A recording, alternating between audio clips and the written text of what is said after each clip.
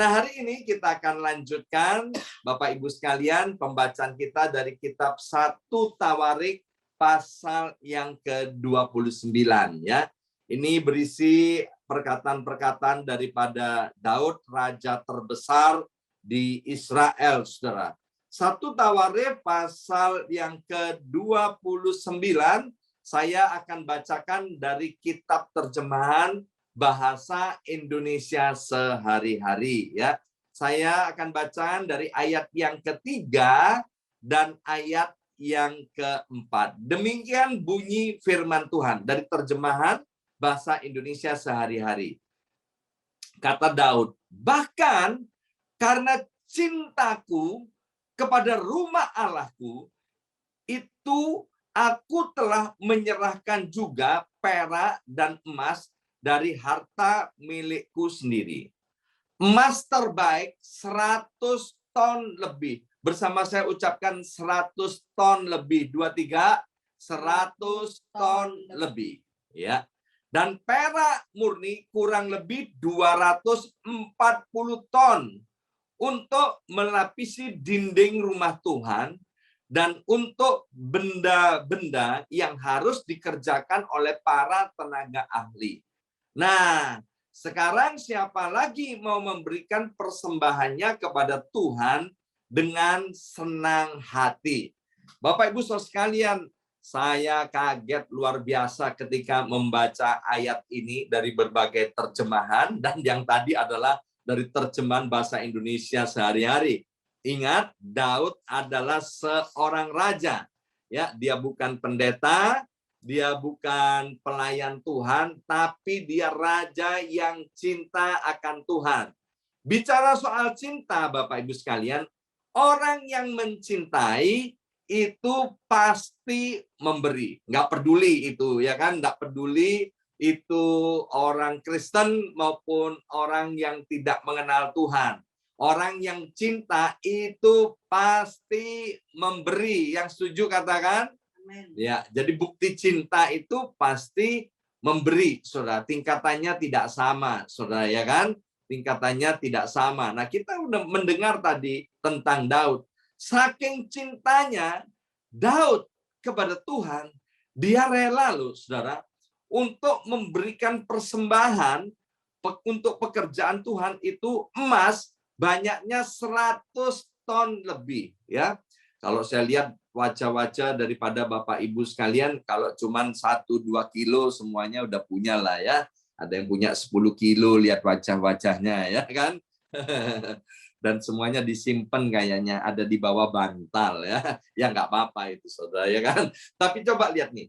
Daud itu dia memberikan persembahan 100 ton emas Saudara ya kan. Bahkan masih ada lagi tambahnya 240 ton, Saudara, itu yang namanya perak murni.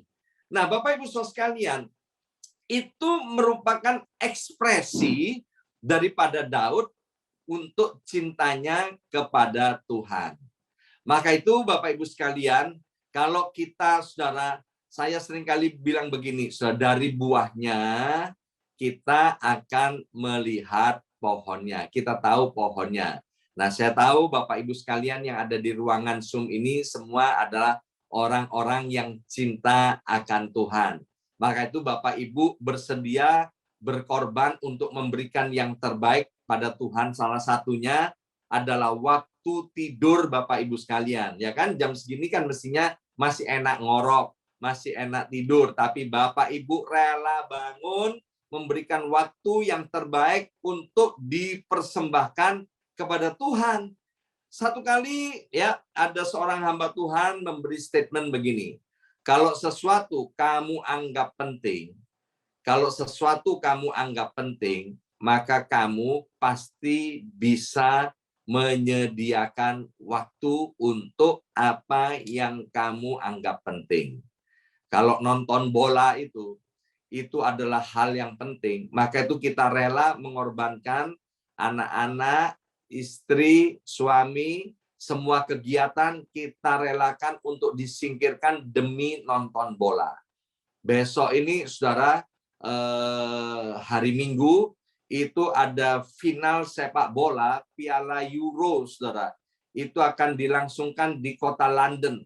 Para banker, saudara, di Inggris itu, mereka rame-rame mengajukan permohonan kepada pemerintah agar supaya bank-bank itu diizinkan libur, saudara. Karena kita tahu kan, bank sekarang bukanya 7 kali 24 jam. Kenapa? Mau nonton bola. Mengapa begitu? Karena bola itu dianggap penting, ya kan?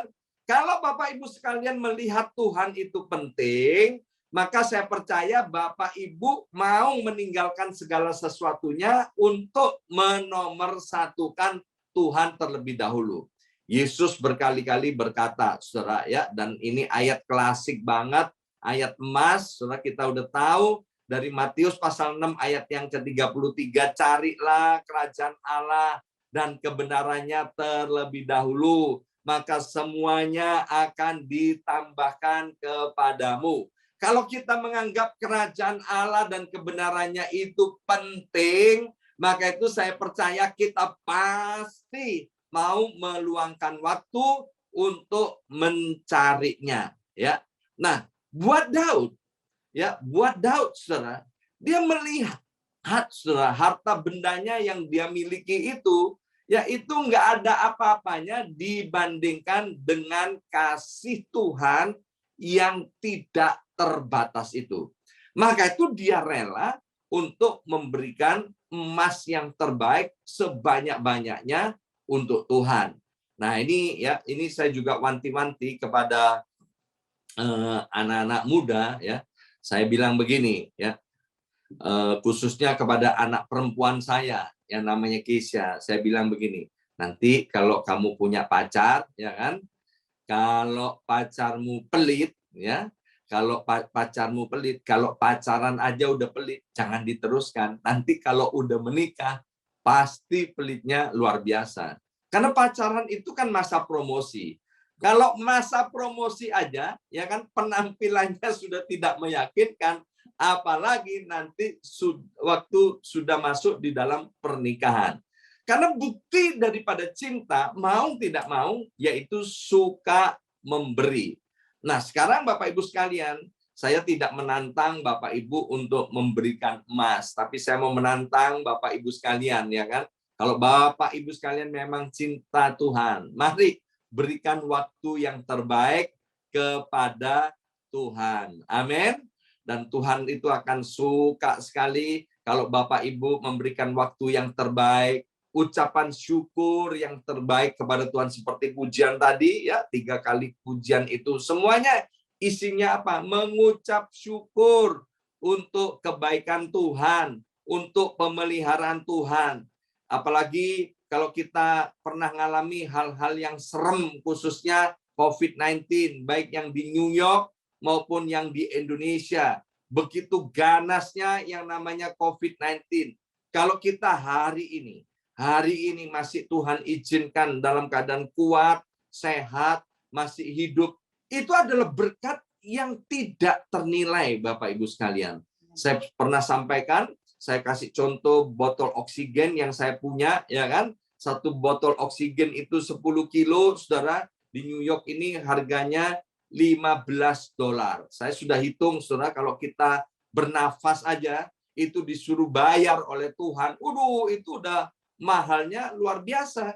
Jadi kalau kita ada sampai hari ini, Bapak Ibu sekalian, itu sungguh karena kemurahan Tuhan. Maka itu mari kita beri yang terbaik kepada Tuhan, yaitu waktu kita, hidup kita, biarlah mempermuliakan nama Tuhan. Nah, hal yang kedua, ditulis di dalam 1 Tawarik pasal 29 ayat 12. Sekali lagi saya akan bacakan dalam bahasa Indonesia sehari-hari. Dikatakan begini, Daud bilang begini, semua kekayaan dan kemakmuran berasal daripadamu. Segala sesuatu engkau kuasai dengan kekuatan dan kedaulatanmu. Engkau berkuasa membuat siapa saja menjadi orang besar dan kuat. Wah, ini luar biasa pernyataan Daud. Daud itu benar-benar menyadari, ya. Daud itu benar-benar menyadari dari mana dia berasal, ya.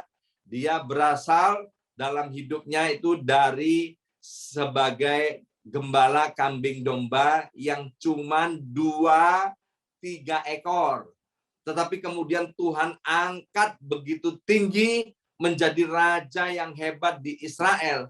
Daud tidak melupakan itu. Di Indonesia ada pepatah yang bagus sekali, kacang lupa pada kulitnya. Nah, Bapak Ibu sekalian, ya, mari kita ingat terus kepada Tuhan bahwa kalau kita hari ini, ya, kita punya rumah, kita punya mobil, kita punya pekerjaan, kita punya hidup sebagaimana hari ini, itu semuanya bukan oleh karena kuat dan gagah kita, tapi itu semuanya karena Tuhan. Amin. Di Indonesia ada seorang pengusaha real estate yang sangat kaya, saudara.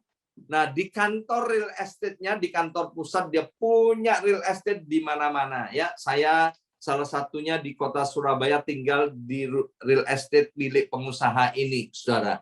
Nah, di kantor pusatnya itu ada delman, saudara. Ada apa? Delman itu kereta kuda itu loh, tempat yang ditarik kuda itu, Bapak Ibu sekalian, ya kan? Kemudian ditanya oleh orang-orang, ya kan, kenapa kok ada kereta ini ada di sini? Ya, ini dulu saya hidupnya miskin, pekerjaan saya adalah narik kuda ini, narik delman ini, itu pekerjaan saya.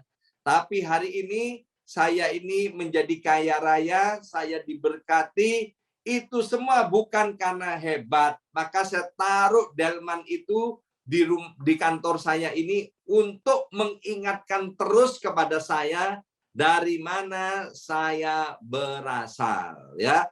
Jadi Bapak Ibu sekalian, kita perlu ingat terus bahwa dari mana kita berasal, dan kalau kita sampai pada titik hari ini, itu semua karena kemurahan Tuhan. Di dalam kitab Ulangan pasal 8 ayat 17 sampai 18 dikatakan, jadi jangan sekali-kali berpikir bahwa dengan usaha dan kekuatanmu sendiri, kamu menjadi kaya. Ayat 18. Ingat bahwa Tuhan Allahmu yang memberi kekayaan itu kepadamu. Hal itu dilakukannya karena sampai hari ini, ia masih setia kepada perjanjian yang dibuatnya dengan nenek moyangmu. Daud sungguh-sungguh menyadari bahwa posisinya itu menjadi raja yang hebat di Israel bukan karena kuat dan gagahnya Daud, tapi semua karena Tuhan. Maka itu kita mengerti mengapa Daud begitu gembira, sukacita, sukarela bisa membawa korban persembahan kepada Tuhan.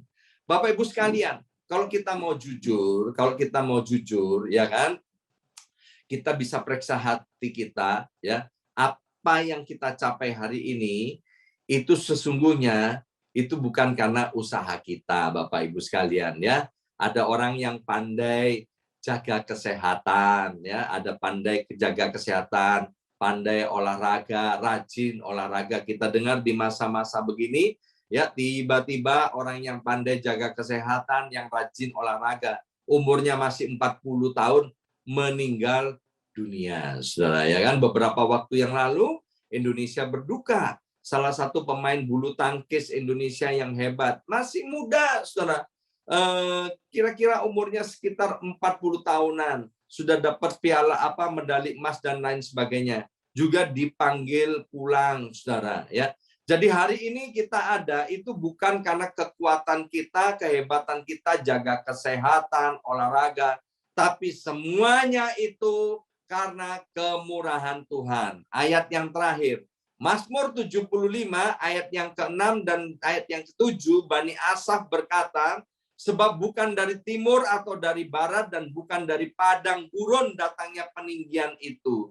Tetapi Allah adalah hakim, direndahkannya yang satu dan ditinggikannya yang lain. Jadi dari beberapa ayat ini, sudah jelas ditegaskan bahwa hanya Tuhan yang bisa membuat siapa menjadi orang yang besar, menjadi orang yang kuat. Maka itu Bapak Ibu sekalian, pesan Tuhan hari ini, mari kita cintai Tuhan lebih lagi dan lebih lagi. Dan bukti cinta kepada Tuhan yaitu memberi yang terbaik, khususnya waktu yang terbaik untuk bersekutu, untuk menyembah, memuji Tuhan, dan naikkan syukur kepada Tuhan. Pesan Tuhan yang kedua, ingat terus dari mana kita berasal. Ingat terus bahwa pencapaian kita hari ini bukan karena kuat dan gagah kita, tapi semuanya karena anugerah Tuhan. Amin. Mari kita berdoa, materaikan siap benih kebenaran firman Tuhan, ya Aba, ya Bapa. Biar kami mau terus ingat semua pencapaian, itu semuanya dari Tuhan. Maka itu kami mau persembahkan semuanya untuk kemuliaan nama Tuhan. Dalam nama Yesus, kami sudah berdoa. Haleluya. Amin.